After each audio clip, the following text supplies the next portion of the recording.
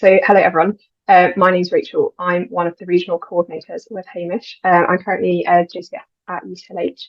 And me and Hamish are looking at getting a teaching series together for you guys during these quarterly updates that hopefully will equip everyone with some research and skills that are helpful in everyday research that you might do or policy improvement projects that you might do, but also that are useful in kind of our everyday clinical roles. Because I think often there are things that we all feel a bit scared of to do with research, and we feel like there's a big barrier to us understanding them or getting involved. And I think one of the big ways to break this down is to think about how we come across these problems or these conundrums every single day when we're at work. So to start that off, we're going to start with a very brief teaching session on statistics for everyday paediatrics. I know statistics is not necessarily everyone's favourite topic. So we're going to try and make this as relevant as possible to what we do in the clinical world. So I think, again, it's something that we're often quite scared of. It's something that we might remember from undergraduate teaching sessions that were potentially a bit dry and kind of went over our heads. But I think there are certain aspects of stats that are really, really important for us every day. Understanding and being able to interpret basic statistics really can help inform how we practice medicine and how we think about different clinical questions or different guidelines that we come across, especially as we rotate and we come across different practice. It can really help us to evaluate whether what different people are doing is something that we might like to incorporate or something that we think needs to change. And also it can help us interpret new data when we come across it. And especially, I think, really importantly, is often patients and parents have questions that the answers can really lie in evidence-based medicine and understanding the statistics around that. And I think not only being able to understand these things, but being able to explain them to patients and parents is a really, really big thing and a massive hurdle that can be quite difficult to get over. And it's a whole different skill entirely. So I'd hopefully like to give us some opportunities to be able to understand statistics, but also be able to explain them in ways that patients might be able to understand. So we're going to do a quick whistle-stop tour of some things that hopefully are useful every day. So we're going to look at statistics that we use in randomized controlled trials, because these can be really helpful to inform our practice. So we're going to look at lots of different types of risk statistics, how these might differ from odds, which can be a really difficult question. What is relative and absolute risk? What is risk reduction? And what about different statistics like hazard ratios as well? And then we're also going to look at statistics that we might use for diagnostic or screening tests, because these are often, again, things that we come across every single day. How do we interpret that result of that test? And also the questions that patients and parents have, like, what does this test result mean? Does it mean that I definitely have this disease? Does it mean that I need this further investigation or intervention? So I think hopefully these are things that can be really useful to us. So we're going to imagine that we're all on a shift in PCD. Might not be that hard to imagine if you've been working today or at the weekend. So imagine that the first patient you come across is a 4-month-old infant who's presented today with fever, poor feeding and increased work of breathing. This is super, super common at this time of year. I'm sure you've all come across a baby like this relatively recently. And the baby's had a rapid viral panel sent, which is positive for RSV. Given that we're in peak season. And the parents, this is their first baby, and they're really, really upset that their baby's got RSV and that it's really been affecting the baby's breathing and the baby's feeding. And they really, really want to reduce the risk of this happening, because they're really distressed about the fact they've had to come to hospital and their baby's potentially being admitted. And they're asking if anything at all can be done at any point to reduce the risk of RSV infection in babies. And I don't know if any of you have come across some of the more recent trials of RSV prevention strategies. There's a particularly exciting trial of a monoclonal antibody called nirsevimab that is in Europe being rolled out to a lot of children, healthy and children who might be at high risk of RSV-associated bronchiolitis. And that is potentially going to come to the UK in the next couple of years, which is very exciting and will potentially change our practice massively. So we're going to look at how those statistics might be interpreted and how you might go about explaining preventative strategies like nirsevimab for RSV to parents. So this is the study, a phase 3 trial of nirsevimab, which is essentially a monoclonal antibody similar in action to pembrolizumab, but that might be applicable to more babies rather than those who are at high risk, because the period over which it acts is longer. You don't have to give monthly injections. You can give a single injection over an RSV season, which is why nirsevimab might be potentially really helpful at being rolled out into the whole population.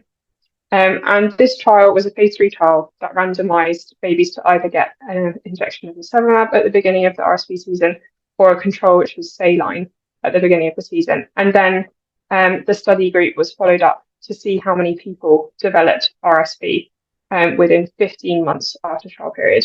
And this table that you can see in front of you, the contingency table, is the total babies that got RSV after having nirsevimab and babies that got RSV after not receiving nirsevimab, so after having the control. And I think the first question when you're presented with data like this is, what is the risk of getting RSV? And that's what a parent is very likely to ask you if you're going to offer them nirsevimab. So risk is a proportional measure, and in randomized controlled trials, the risk tends to be the likelihood of the outcome happening over the whole trial period. So at the moment, the question we're asking is, what is the risk of a baby getting RSV over the 15 months that they were followed up during this trial? And you can calculate it using the table. So the risk of getting RSV if a baby had nirsevimab is the number of infections in the nirsevimab babies, which is 12, over the number of babies that didn't get an infection if they had nirsevimab, plus those that did, so 12 plus 982. So the risk is 0.01, so 1% of these babies had RSV infection. That's the incidence of RSV infection in this group. And the risk or the incidence of RSV infection in the control group is, again, the number of infected babies over the total number of babies in the control group. And you can see the risk is 5% versus kind of about 1% in the nirsevimab group. So is this useful to us? Well, it is a little bit, but what we really want to do is compare the risk in the intervention versus the control group. So we really like the statistic relative risk in randomized control trials, which is basically the likelihood of an event in the intervention group, so in this case an infection in the nirsevimab group, versus the likelihood of an infection in the control group. And a relative risk of over 1 means that the risk is increased in the intervention group, which is not what we want in this trial. We'd like to see that the risk is reduced in the nirsevimab group, although sometimes you might like to see that the risk is increased in the intervention group. For example, if you've got a positive outcome like recovery, for example, chemotherapy treatment or something like that. But we want to see a reduction in relative risk. And you can calculate that. So we've got our risk calculations that we had before, and it's basically a ratio of those risks. So you've got the risk in the nirsevimab group versus the risk in the control group. And as you can see, you've got a relative risk of 0.24, which is a lot less than 1. So there's a significant reduction in risk, perhaps, in this group.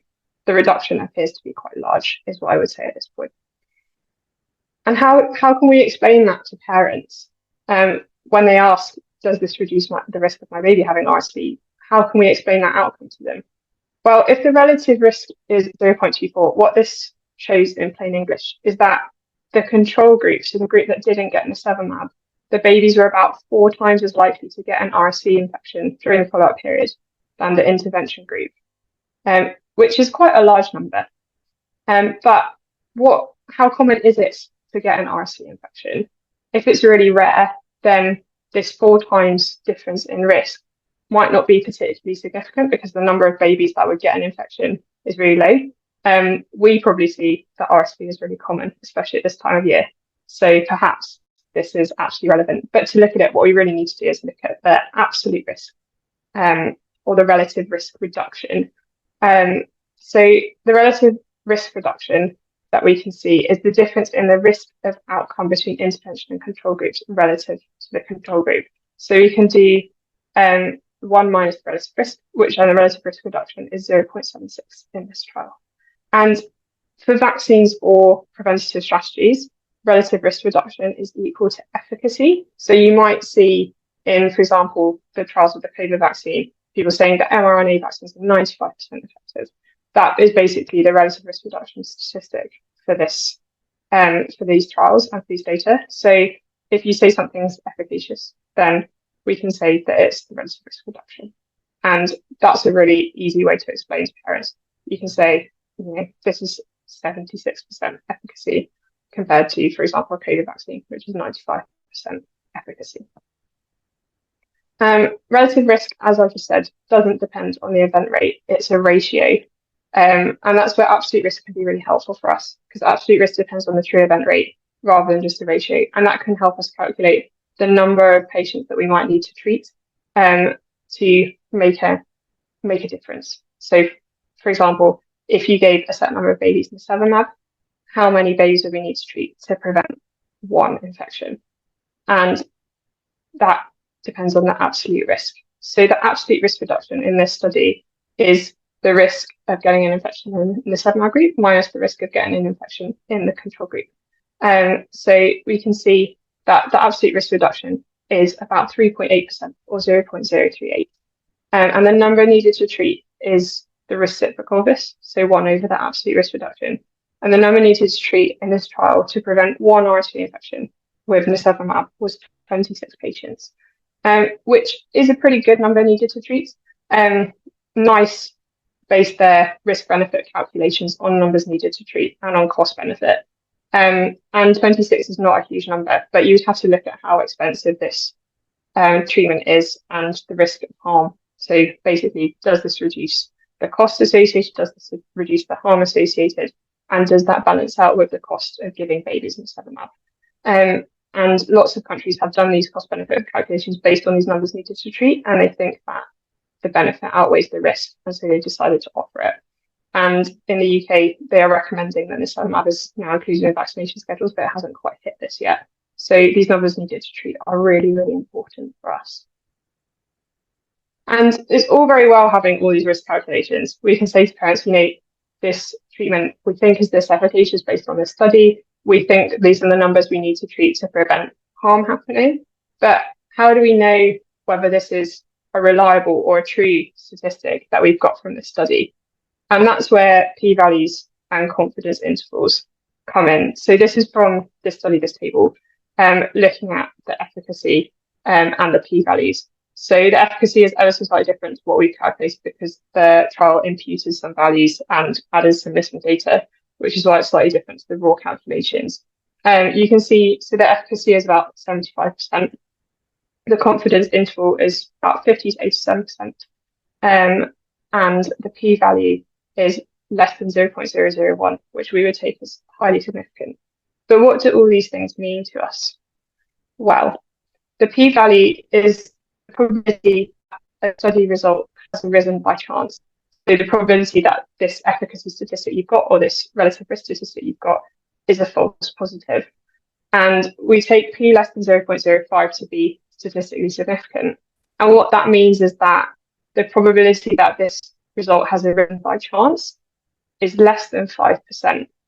And our highly significant cutoff is less than 0.01. So in other words, the probability that this result has arisen by chance is less than 1%. So p-values, they're a bit of an arbitrary cutoff.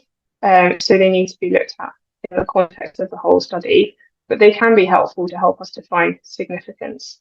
The other thing that can be helpful to help us define whether these results are true based on the population is the confidence interval.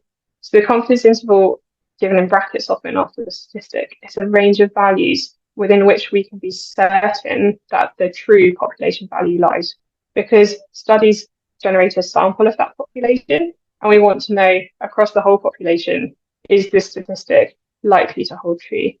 And trials often report the 95% confidence interval, which is the interval in which if you sample the population lots of times and ran that trial lots of times, 95% of those trials would show a number, so a risk calculation or an efficacy statistic within that interval. And the larger the trial in general, the less random error there is. So the confidence intervals are likely to be narrower. And this means that the result is more likely to be definitive. We take confidence intervals to be definitive if they don't cross a statistic that we're interested in. So in terms of efficacy, we like it if the confidence intervals are nice and narrow. In terms of relative risk, if we want to see a relative risk of less than 1, we like the confidence intervals not to cross 1 and to stay less than 1. If we want a relative risk that's over 1, if we want a beneficial outcome, we want those confidence intervals to stay above 1. And again, not to cross one. So it's statistics because what they can tell us is how much we can rely on that result to be significant and to be replicated in the population of interest, assuming that the sampling is good from that population of interest. What that doesn't tell us is whether the outcome statistic that's being measured is actually helpful. So if you look at this trial, the endpoint that we've been interested in, which is all the top values, looked at whether these babies got an RSV infection. And RSV, we can see that nirsevimab statistically significantly reduces the risk of RSV infection. If you look at the second column of statistics in the efficacy and p-value column, that is a hospitalization statistic for RSV associated with respiratory tract infections. And you can see that the confidence intervals for the efficacy statistic are much wider and the p-value is over 0.05. And in some ways, that might be actually a more useful outcome measure, especially for these parents that are thinking about, they're asking, how can I stop my baby being admitted to hospital? Well, we know that nirsevimab reduced the risk of infection, but in this trial, it didn't necessarily reduce the number of admissions to hospital in this group. And that might be because nirsevimab doesn't reduce that risk. It might be that we've sampled too small a population size for that statistic to be found. So you'd have to consider whether this is actually useful for you when you're explaining it to the parents. And we've talked a lot about risk statistics. I think it's important to consider odds ratios as well. Risk and odds are sometimes quite difficult concepts to come across, and we tend to use risk and relative risk in randomized controlled trials, but you might occasionally see odds ratios as well. So we're going to look at it with the example. So we've got the table of statistics that we've been using to calculate things so far. And an odds is very different to a risk calculation. So a risk calculation is a probability statistic. It's the probability of having, for example, an RSV infection if you've been given nirsevimab, or a probability of having RSV infection if you haven't been given nirsevimab in this trial. An odds ratio or an odds statistic is not a probability, so it's a lot less intuitive. So what we're actually asking in an odds case is, if we're looking at the odds in the nirsevimab or infection group, we're looking at the odds that an infection case had treatment or that a non-infection case had treatment. So we're looking at the odds in nirsevimab would be 12 over 25 or 0.48, and the odds in control would be 2.08. So as you can see, these statistics don't have to be between 0 and 1 like they would for a risk calculation. So they're very different, and alone they're really quite difficult to interpret. However, if you put them into an odds ratio and you put the odds of the nirsevimab over the odds of the control, you will get a ratio that is often quite similar to relative risk. So the odds ratio here is 0.23. Our relative risk was 0.24. So what's the difference, and why don't we use odds ratios in randomized controlled trials? So this is quite a difficult question to answer sometimes, but essentially, relative risk is much more reliable statistic. It will not overestimate risk calculations like odds ratios can do. But you can only use relative risk if you have a really good idea of the study being representative of the population.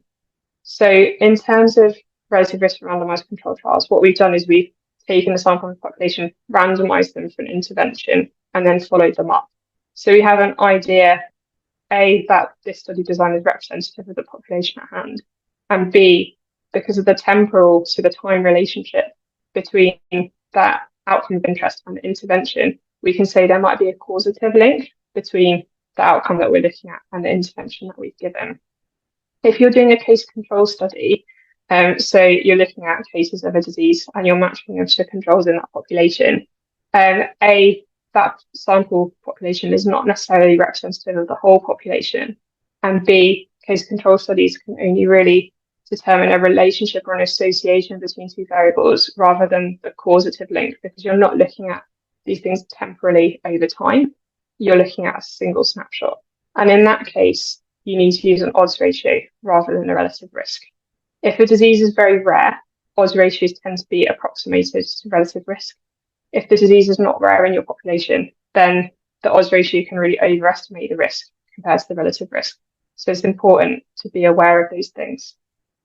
The other thing about odds ratio and relative risk is that they're statistics that are calculated over an entire study period. Sometimes we're interested in the instantaneous risk to a person at any one point in time, and this can be really helpful for patients to know what's my risk now, rather than what my risk is going to be over, for example, a 10-year study follow-up period. And that's when we can use a third statistic, which is called a hazard ratio. And that's what they've done in the nirsevimab trial as well. So hazard ratios often come with these curves called Kaplan-Meier curves, which you've probably seen in kind of longitudinal studies of survival for things like cancer treatments as well. And essentially, at the bottom, you've got a time axis on the x-axis. At the top, you have an outcome of interest. So that might be survival. In our case, it's the number of patients that don't have an RSV infection. So you're going to start at the beginning of the trial with 100% of patients not having an RSV infection. And over time, you expect that statistic to go down as some people get infections. So each step down on the graph represents a new infection in either the nirsevimab or the placebo group. And each little vertical tick along those lines represent a patient that's been withdrawn from the study because they've been lost to follow-up, for example. And you expect those little vertical ticks to become more frequent as you go through the study follow-up period because more patients are lost. But that gives you a good overview idea of how many patients are being lost from this trial in the first place. And as we said before, a hazard rate is an instantaneous event rate. So we're looking at the probability of an individual experiencing an RSV infection at a single time point within this study rather than over the whole time period. And a hazard rate is basically the slope of this graph of either the nirsevimab or the placebo. And we can see that if the slopes are really different, we would expect the hazard ratio to show a significant difference between the intervention and the control group. I've popped the formula in for anyone who's mathematically minded, but basically that is the formula for hazard rate, which is basically the formula for calculating the slope of this graph. It's worth noting that hazard ratios can be accurate over the whole study period if the slope of the graph is constant. If the slope of the graph is changing over the whole period that you're calculating the hazard ratio, then your hazard rate is not going to be particularly accurate at any one point in time. So for example, that placebo group, we can see that the rate of getting infections tails off after about 100 days, maybe because their RSV season's finished, maybe because the babies that are going to get infected have got infected, for example. And so their hazard ratio might not be that accurate over the whole study period, but it's an interesting idea to get an idea of the incidence or the risk of a baby having RSV at any one time. And you can see the hazard ratio is 0.23 with quite narrow confidence intervals. So we can see as the graphs diverge and as the hazard ratio shows us that there is a reduced risk or reduced hazard of getting an RSV infection at any time if you have nirsevimab compared to having placebo in this study period. So that's a whistle-stop tour of randomized controlled trial statistics and which ones we might use when and which ones might be helpful for parents. We're going to consider another patient now and how we might go about explaining diagnostic tests and diagnostic test statistics to families.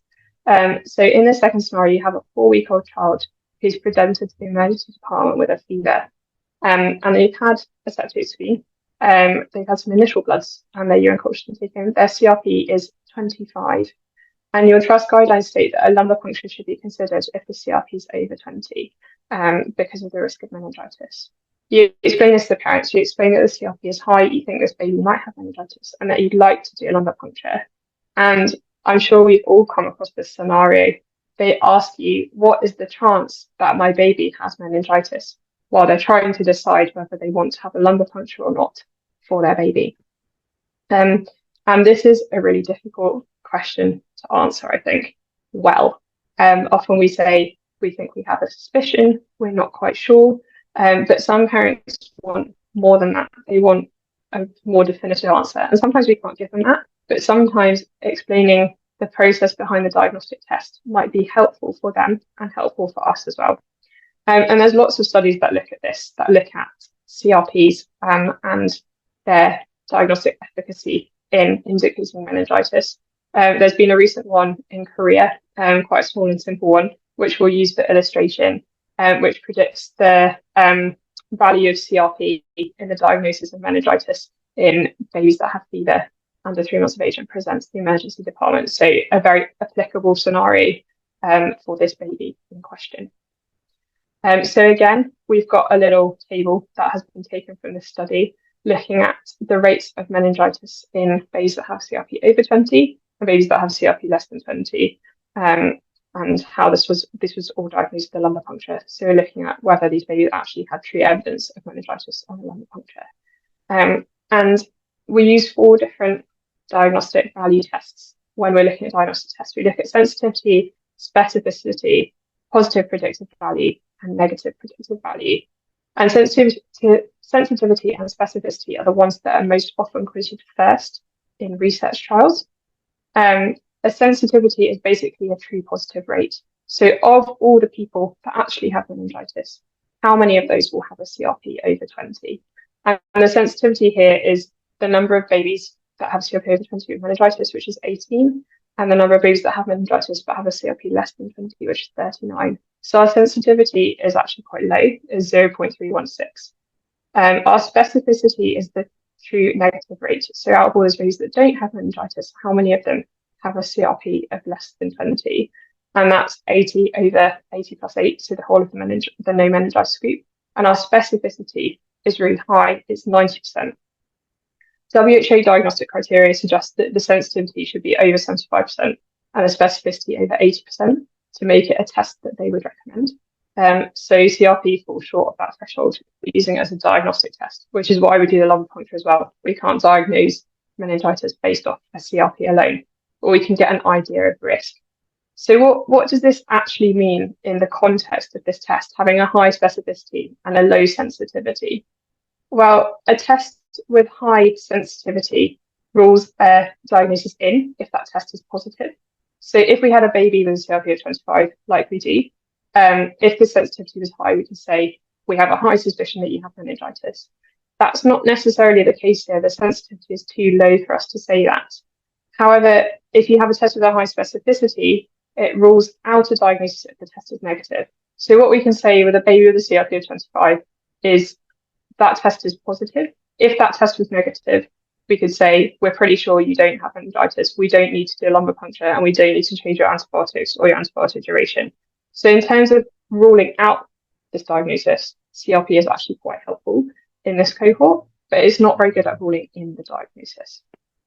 The statistics that parents really value are positive and negative predictive value. What that parent is asking when they say, what's the chance that my baby has meningitis, given that they have a CRP of over 20, they're asking you for the positive predictive value of this test. So positive predictive value is how many of the positive patients actually have meningitis, which in this case is about 70% of those that test positive have meningitis, which is quite high. I think it's probably anecdotally higher than we might see. And the negative predictive value is how many of the babies that test negative actually don't have meningitis. And you can see, again, that the negative predictive value here is about 70%. So the positive and negative predictive values are roughly equal. And I think with continuous tests, it's also worth noting that if we change the cutoff threshold, like we may well do with CRP, you might have different CRP thresholds in different trusts. The sensitivity, specificity, positive and negative predictive value can change based on what the threshold is in a given population. And deciding on a test threshold is actually quite difficult, and it depends on what you're valuing out of these diagnostic statistics. What it really depends on is the severity of the condition. So, for example, if we really want to make sure we don't miss any diagnoses, we might accept a really low sensitivity for really high specificity, which makes sense in a diagnosis like meningitis. We really don't want to miss these things because the risk to neurodevelopment is really high. And it might also depend on the risk-benefit ratio of the treatment or intervention you're going to do next. So, for example, if we have a positive test for high CRP, in this case, we do a lumbar puncture, and the risk of that is relatively low as a test, but it's not absent. There's a risk of bleeding, there's a risk of pain, there's a risk of further infection. And the risk from the antibiotics is also not absent. The benefit is high, but the risk of, for example, future allergy or adverse reaction is there as well. So we need to balance all these things up when we're looking at the test threshold to take.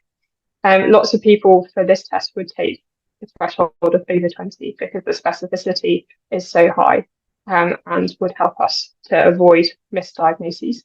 But other people and for other tests might say differently. So in summary, we've looked at what statistics we can use for randomized controlled trials and diagnostic testing as well. And in randomized controlled trials, we most often use statistics around risk, especially around relative risk. And this can give us an idea of the efficacy of the intervention. But we also need to look at the p-values and the confidence intervals to work out how definitive that risk value that's being given to us is, and how sure we can be that that value is correct. In diagnostic and screening tests, we evaluate them with the sensitivity, specificity, and positive and negative predictive value. But patients and parents are often most concerned about the positive predictive value, which is often not what we're concerned about. We're concerned about the sensitivity and specificity. But I think that's really worth bearing in mind when you talk to parents about the likelihood of this child having the condition that we're screening for. And I think it can really help them make a decision about the interventions that you're offering them. So that's a whistle-stop tour of some statistics, and thank you very much for listening. If anyone has any questions or would like discussion, very happy to. Just going to open the chat. Brilliant, Rachel. Thank you so much. That was an excellent introduction and summary to statistics. I'm so glad that we recorded it so I can listen back to it whenever I need a refresher. That was brilliant. Thank you so much. And also fantastic timing as well. I'm glad. I don't want to carry it on too long with statistics. I think half an hour is more than enough for everyone's brains on a Monday night. Yeah. There's been a question from Joanna asking why the meningitis incidence is so high. I think that's a really good question. I think in this study, it depends on the sample population that they've sampled here. This is a study in Korea rather than in the UK. So they may have a slightly higher incidence of meningitis, although they're similar on kind of income scales as a country.